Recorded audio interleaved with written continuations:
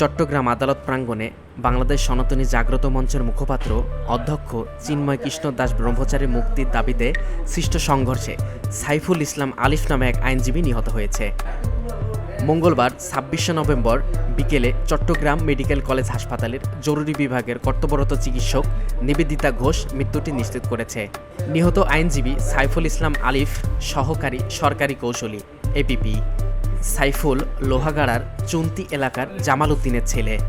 জানা গেছে মঙ্গলবার সকালে চট্টগ্রাম ৬ষ্ঠ মেট্রোপলিটন ম্যাজিস্ট্রেট কাজী সাইফুল ইসলামের আদালতে চিন্ময়ের জামিন নামঞ্জুর করেন। পরে তার অনুসারীরা আদালত চত্বরে বিক্ষোভ করেন। এ সময় আইন শৃঙ্খলা বাহিনী ও বিক্ষোভকারীদের মধ্যে উত্তেজনা ছড়িয়ে পড়ে। এই ঘটনায় কয়েকজন নিহত হয়েছেন। আহতদের উদ্ধার করে চট্টগ্রাম মেডিকেল কলেজ হাসপাতালে নেওয়া হয়। সেখানে কর্তব্যরত চিকিৎসক আহত শিক্ষানবিশ আইনজীবী সাইফুল ইসলাম আলিফকে মৃত ঘোষণা করেন। এছাড়া লালদিঘিতে সংঘর্ষের ঘটনায় চট্টগ্রাম মেডিকেল কলেজ ছাড়াও আহত হয়ে চট্টগ্রাম জেনারেল হাসপাতালে ভর্তি ১৯ জন।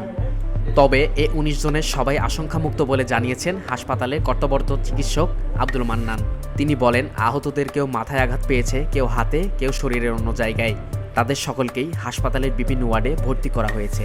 প্রত্যক্ষদর্শীরা জানান, বাংলাদেশ সনাতন জাগ্রত মঞ্চের মুখপাত্র অধ্যক্ষ চিন্ময় কৃষ্ণ দাস ব্রহ্মচারীর মুক্তির দাবিতে বিক্ষোভরত সনাতনীরা আদালত চত্বরে প্রায় ৩ ঘণ্টা পুলিশের পিজন ভ্যান আটকে রাখে। এক পর্যায়ে পুলিশ টিয়ারশেল নিক্ষেপ করে লাঠিচার্জ করেন।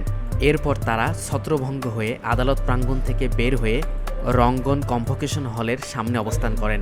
এ বিষয়ে নগর পুলিশের উপকমিশনার লিয়াকত আলী বলেন, একজন নিহত হয়েছেন, তবে কিভাবে সেটি এখনও জানা যায়নি। POD news desk.